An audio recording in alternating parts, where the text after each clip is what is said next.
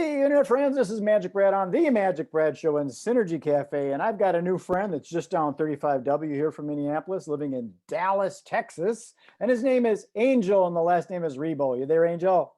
I am here indeed. Thank you for having me, Magic Brad, and thank you everybody who's listening to us today. How was the weather down there? I understood you guys got some of our Minnesota snow down there a while ago. Oh, come on, don't remind me. That wasn't the worst thing, right? The worst thing was having no power for a long time. Yeah. So weather today is we have some clouds and it's sunny, and we were 49 at the beginning of the day. So probably right now we are over 50. You got the power back. Oh yeah. But the funny thing is that we're having internet outages. Oh sure. Yeah. So Also we have to get ready for that. Hopefully this will go smoothly. Yeah. Absolutely. No. I mean, the thing is, how to say this? You would never imagine that you would be 35 degrees inside your house. I mean, it's like crazy stuff. And how can we possibly do that? You see your breath? It was dark, so I don't remember. Well, Angel, I don't do these real long. I keep them kind of condensed. And Oh, please, absolutely. I'm all about it. Please. Absolutely. Thank you. How long have you lived in Dallas? For 10 years now. Okay, deep roots. Yeah, it's a great place. It's a great place. Yeah, absolutely. And you're married and got kids? You're single? I'm married. I have 3 kids. Okay. 2 live at home. The other one left already. So yeah. So I mean, we are excited. We love it here. We're very, very into the community. We are volunteers in local hospices, volunteers in the schools.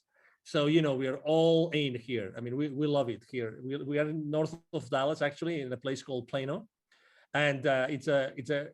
Oh, that's where they make the tackle boxes, the fishing tackle boxes in Plano, Texas. It can be. I don't know. I should be a fisherman. Oh, the tackle boxes. Oh, okay. Oh, okay. Yeah. I think it's the second person that has told me that before. It could be. But there's so many headquarters of large corporations right now.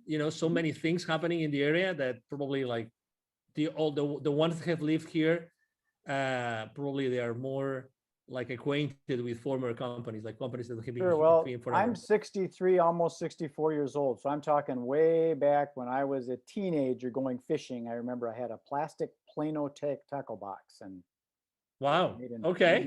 Plano. So who would have thunk it? So tell us a little bit about. I mean, let me tell you something. We've been here for 10 years, and there's places that when we came here, there was nothing built. Mm-hmm. And as you know, Texas is the second largest state in the union. Yeah. So there's so much space to fill, that we are in. I mean, it's amazing the amount of companies and headquarters that are relocating every single year. It's also fascinating how fast they can build buildings these days. Yeah, true. Yeah, very, not like very brick true. by brick by brick anymore. They take them big slabs and put them up, and poof, they got a warehouse. I agree. I agree. I don't know what's going to happen with the space, with the office space right now, with all the virus and everything. But anyway, people will figure it out. I mean, we're business people, so everybody figures out what to do with the surroundings. But it's a great area. It's an international area. There's people from many different places in the world here. Very important, high-tech industry. So again, multicultural. This is really a melting pot of cultures here in Plano, Texas. Do you consider yourself an entrepreneur? I do. In the business world? Totally. Yeah. You got that entrepreneurial spirit, and we will innovate and adjust. My background is in the event industry, events, travel, and tourism. Guess what? COVID doesn't like that. That said no. So yeah. I had to innovate, and that's why I'm doing a lot more online things like this, just staying out there, making it happen. So tell us a little bit about your business and what you do. Your thank you. Absolutely. So basically, both corporate CEOs and established entrepreneurs, they hire me to bridge the gap globally for expansion and exposure. Basically, I help them grow or accelerate the growth of their businesses through strategies related to going global, basically. Mm-hmm. And basically, it's two very, very defined parts. One is, exposure. It's all about how do you get the right exposure in the right market at the right with the right target, right? Mm-hmm. And the other one is how to get, basically, it's more like business development. how to find the right clients or partners or partnerships or distributors or resellers. It depends on what service or product you're providing. So you work with a lot of different type of people, I'm sure. And Yes. do you run into like the old school guys that want to do like radio and TV because that's what works, and they won't innovate into a different way? Well, I haven't had that conversation, but I definitely deal with old school guys. And I think that everybody is so sensitive already about online, that, I mean, I have been offered myself to have a show on a radio station. But obviously then it's all about, I would have it if I could bring my clients on, and then I could help them, publicize their system, their products and services, right? So it all depends. It all goes down to the audience that you are serving. But I think that right now, even the older schoolers are really, they know that they have to be online. And to that purpose, actually, I use LinkedIn extensively. Yeah. I use as you probably have seen, I mean, I'm very active on LinkedIn. I have 27,000 connections. I literally interact with a few, over, now that I counted, it's over 1,500, almost 2,000 people on LinkedIn interacting every single week, literally. Wow. So yeah, I have it's where that's my world. It's where I, interact with everybody. Well, the reason I bring it up, because I'm in the event business, and there was a party supply store locally here, and the old school guys, they've been around for like 30 years or something like that. They wanted to do radio ads. They didn't really want to put money into this social media thing because they wanted to do the old radio. And you could take that money and you can really put it into a much better place online these days when you understand that kind of thing. Some don't. But it's a great way of thinking still, because so the question that I like, I'm not the person that asks, can we do this or can we do that? Like, close-ended questions. I'm more the kind of guy that asks my clients, my partners, I ask, how can we? Yeah.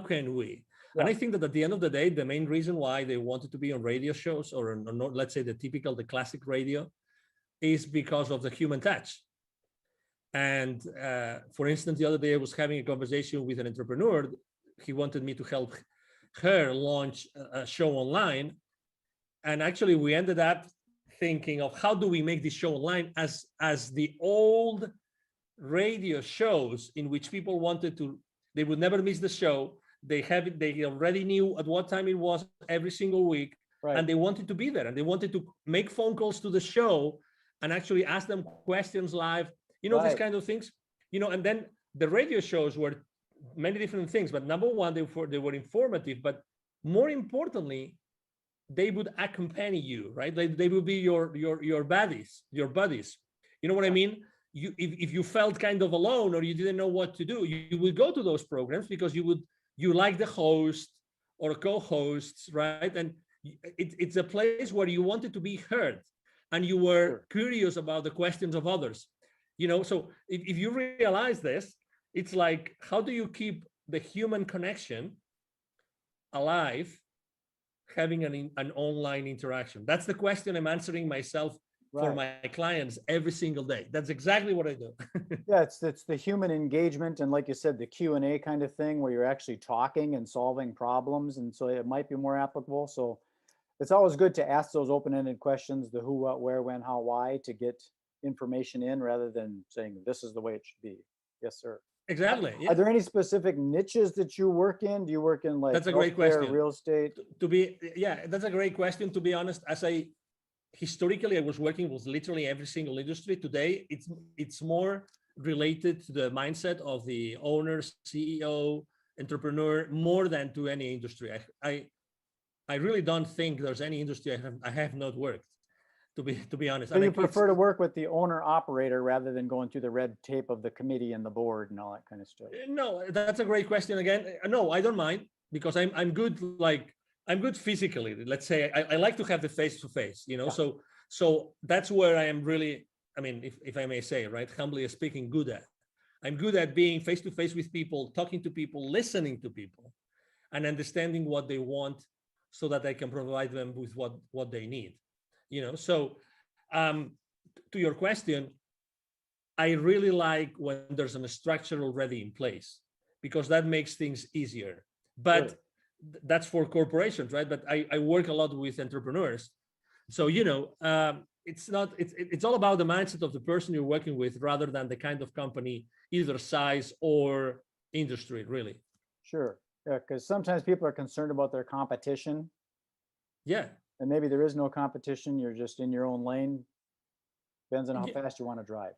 But yeah, and that's one of the reasons why, for instance, last year here in the Dallas business arena, I was helping an accelerator with their entrepreneurs and startup owners. And we did a couple of webinars throughout the year, last year, about pivoting in times of crisis. And a lot of entrepreneurs, while pivoting, is like you are starting over your business, right? Somehow. So they were afraid of, oh, is there competition or there is no competition? I think that's the wrong question, very, very humbly speaking, okay? I think that's the wrong question. The thing is, I mean, do I really like what I'm going to do or to sell? Mm-hmm. Do I have the expertise? Is there an audience for this? And are they going to pay for it? If you're able to answer those 4 questions, then the competition really becomes irrelevant. Because Correct. If you're able to do yourself, you're able to do something better than the competition, if there's competition, then you're going to thrive. So the question is rather not if there's competition, is how can I differentiate myself? And again, I also believe that the same way I told you before that I don't pick like industries, or I don't pick company sizes, or profiles. I pick mindset.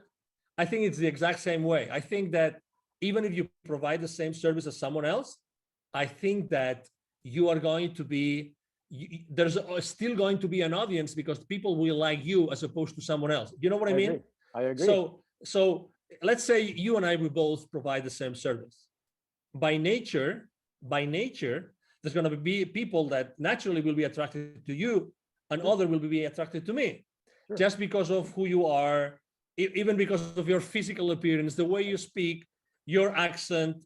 I mean, there's so many variables. I mean, your experience in life, right? There's so many things. I agree. So that's why I think that it all depends on how badly you want to do this, how really enthusiastic and passionate you are about providing a specific service or selling a specific product, rather than the competition. I'm very skeptical about cutting someone's wings because of the competition. Very skeptical. Yeah, I've never really understood the competition in business, because if you look at it, McDonald's and Burger King and Coca-Cola and Pepsi are still there, so nobody's won. There is no goal. There's no end goal like there is in a sports game, where there's a goal and a time that runs out.